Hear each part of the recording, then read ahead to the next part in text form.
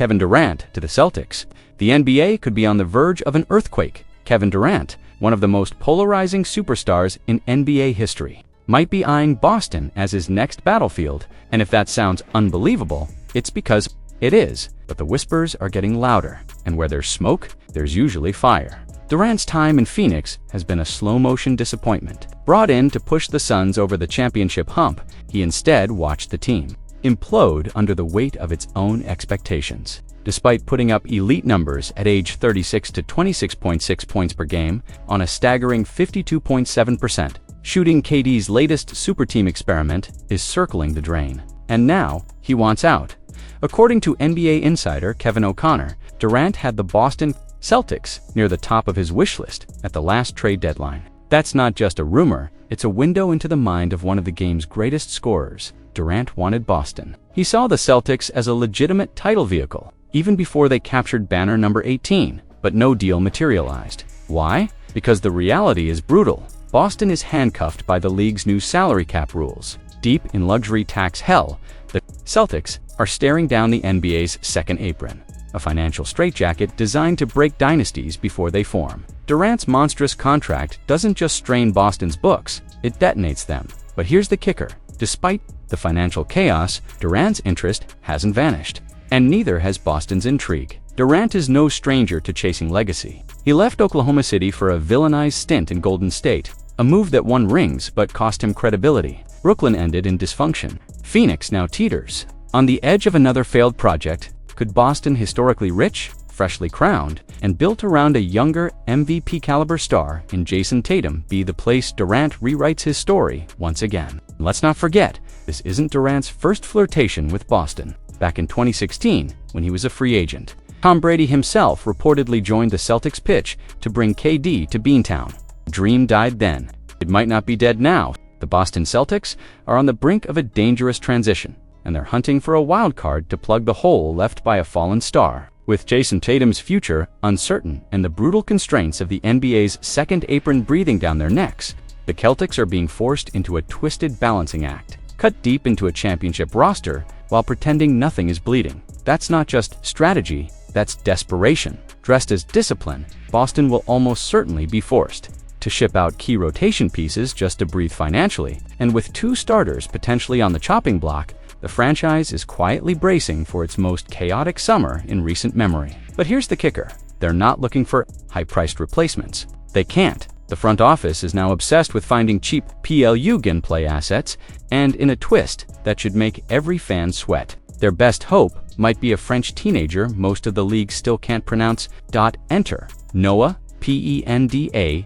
Joe Mazzulla was recently spotted scouting the 6'8", 240-pound forward in person. Penda has size, versatility, and international buzz, all traits that scream modern Celtic. But there's one major issue. He's rising fast. Boston owns the 28th pick in the draft, and expecting Penda to slip that far might be pure fantasy. Unless other GMIs are sleeping, Boston could lose its top target before the front office even hits the clock. And even if Penda is available, is that really the piece that saves the roster? Critics argue that adding yet another wing, no matter how promising, doesn't address the real gaps on this team: reliable shot creation in the backcourt or size at the 5. Penda's fit feels more like a luxury pick than a surgical solution. But Boston doesn't have time for long-term luxuries. The Celtics are in win-now mode, with their title window wide open and actively closing thanks to cap pressures. Every draft choice, every trade chip, every salary decision is radioactive. The pressure is mounting on Brad Stevens. The question isn't whether the Celtics will trade a starter this offseason, it's who and why. And whether the return they get will keep them elite or start a slow unraveling of everything they've built. Adding a raw forward like Penda might not change that fate. But in a summer full of financial landmines and roster instability, Boston may have no choice but to bet on upside and pray it doesn't blow up in their face. Jaylen Brown might be playing his last games in Boston, and it has nothing to do with his performance. The 2024-25 season was supposed to be the coronation. Instead, it ended with heartbreak and possibly the unraveling of Boston's future. One name now sits at the eye of the storm: Jaylen Brown. Brown didn't just perform well this year, he played through pain, pressure, and politics.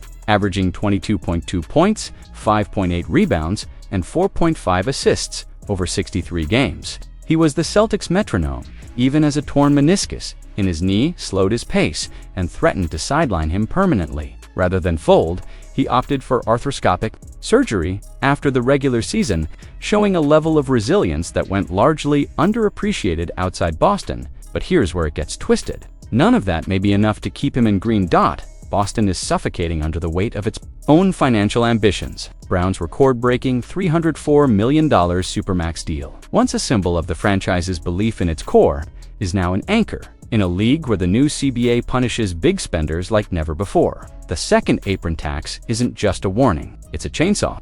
And someone's contract might be the first limb to go dot, according to Chris Mannix of Sports Illustrated. Rival teams are circling like sharks. The San Antonio Spurs, yes, the same franchise with Victor Wembanyama, a future MVP in the making, are reportedly keeping tabs, a potential pairing between Wemby and Brown. That's not just intriguing, that's terrifying for the rest of the league. And yet, despite the chatter, the Celtics made an unusual move. They posted a defiant image of Brown on social media, captioned only with "Appreciate greatness." Was it a statement of commitment or a farewell tribute dressed as marketing? The irony is crushing, with Tatum expected to miss the entire 2025-26 season following Achilles surgery. Brown isn't just valuable, he's essential. There is no replacement. There is no next man up for a player who's carried both the scoring load and the personal burden of leadership. So why would Boston even entertain the idea of trading him? Because this isn't about basketball anymore. It's about survival.